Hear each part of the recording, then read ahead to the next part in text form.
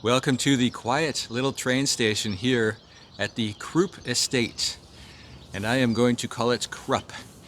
The Krupp family, as you may recognize that name, was very wealthy and also very important in Germany's wartime economies during World War I, World War II, and we are now exiting the little station near their estate. And this station was actually built by the Krupp family.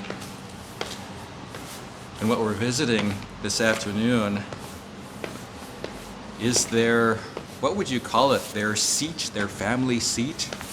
The home of the Krupp family, which is now a place that people like you and I can come and visit. Getting off right here at the train stop, and I believe it won't be too far of a walk to the estate itself. I'd like to, maybe while we have a good chance, get you the best look that I'm aware of at this point of the Ruhr River. So that river is where this whole geographic area takes its name from, right? Is the Ruhr region of Germany, where you have all of these cities that have kind of grown together and become very built up. Lots of industry historically, of course, in this region, and still many people living here. Lots of built up area. A conurbation, is that the word? Is that a good word for us to use for the Ruhr region?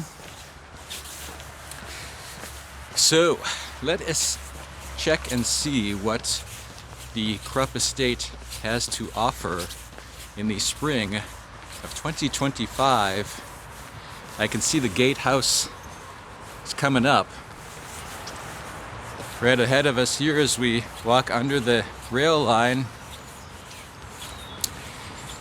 And presumably we will pay our €5 and be released into this very wealthy estate, now open to the general public.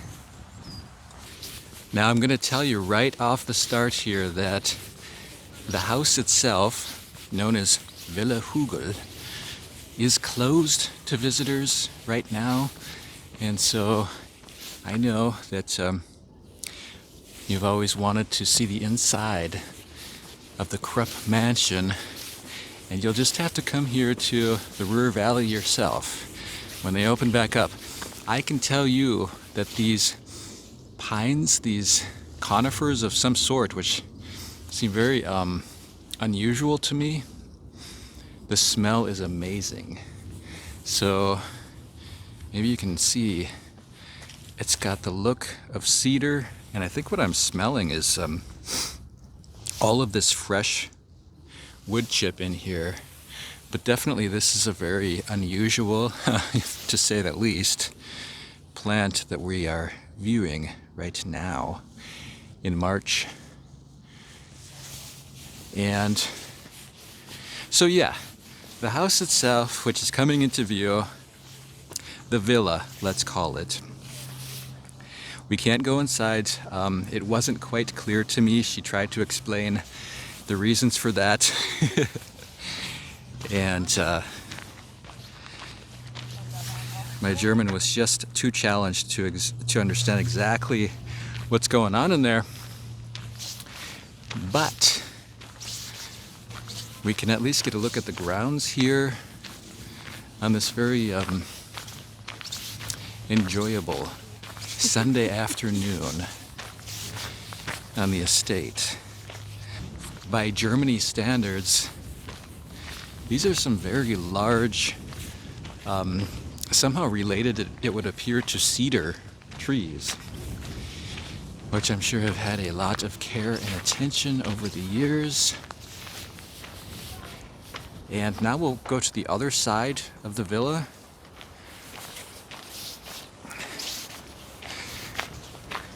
Which appears to mainly be a parking lot. But so anyways, I haven't even told you about who built this place. You know, it's the Krupp family and their estate where they lived for a long time. But how did this actually get here? And the guy who had it built was Alfred Krupp. And he was in charge of the family fortune and all the industry. And the idea behind all of the construction here during his era was that he wanted something that was very functional and sort of something that was very up to date, let's say. So it had all kinds of different construction aspects which at that time would have been considered to be very new, experimental. And he didn't have like a lot of ornamentation and such on the estate when he first had it constructed. It wasn't something that was like super opulent. It was meant to be more functional, although obviously huge, as you can see. And it was only later that it became more opulent. And so he was the guy who started the whole thing. And then I believe it was, so I don't know how far down the line the next most famous Krupp was, but the next guy that's quite known and needs to be talked about in this story was Elfried Krupp, not to be confused with Alfred, who constructed the place or had the place designed and built.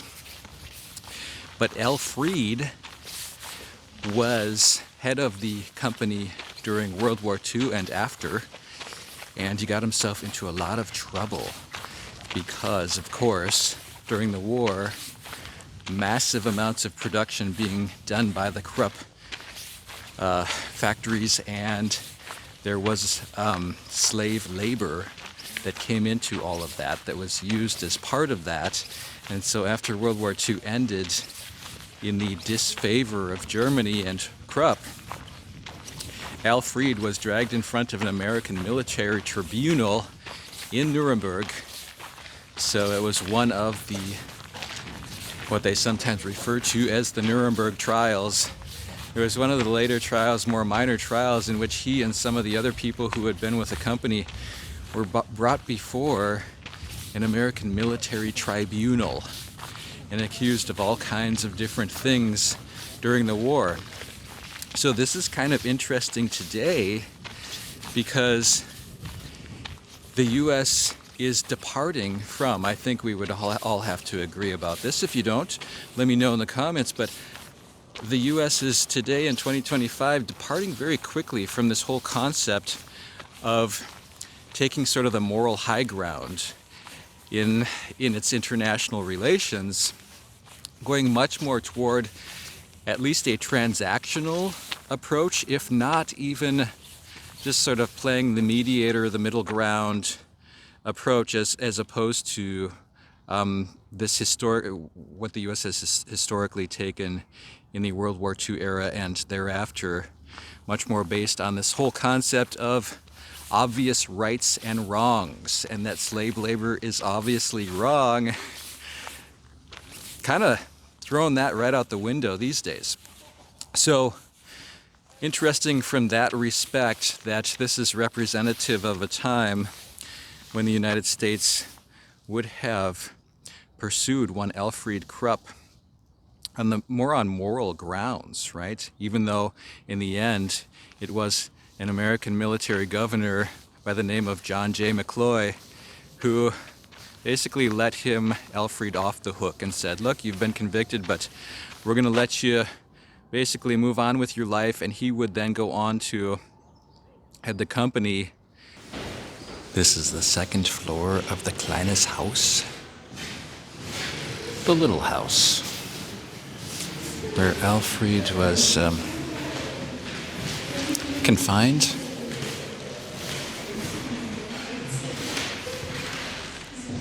That was a part of his punishment, was that he just could not live in the main house until they got things straightened out.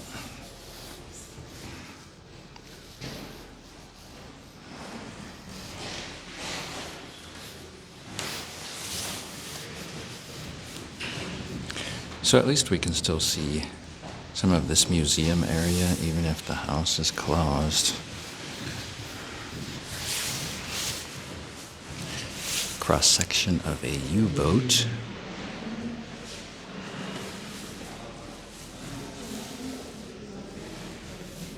So this was basically probably the #1 armaments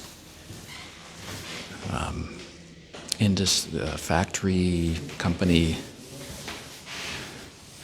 of the world wars. And just like any museum in Germany, there's just tons and tons of little things to inspect and lots of things to read.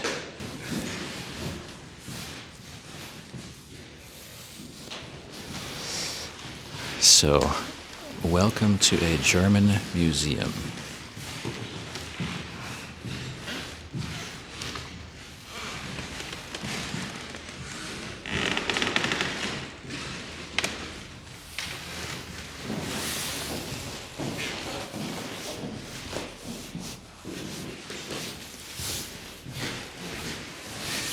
And this catches my eye more than most of this stuff. It looks like we've got a really nicely laid out map of the property. Got the main house. And I don't know if they owned all of that or what. I'm not gonna read the whole big thing to find out. But good for geography people. Maybe you can get a look at the very ornate ceiling here in the Kleines Haus, which again, this wasn't the main residence, but it is attached to it.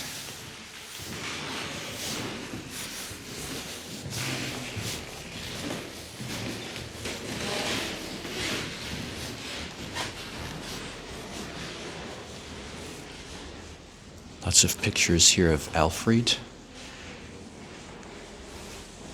who definitely attracts a lot of attention, both during the time when he was alive, as well as by people who are interested in the history of all of this, such as myself, and hopefully you as well. So, come and see the place for yourself. It's in Essen, Germany, the Ruhr Valley. Thanks for joining, and I hope we will see you on our next adventure. Until then, goodbye.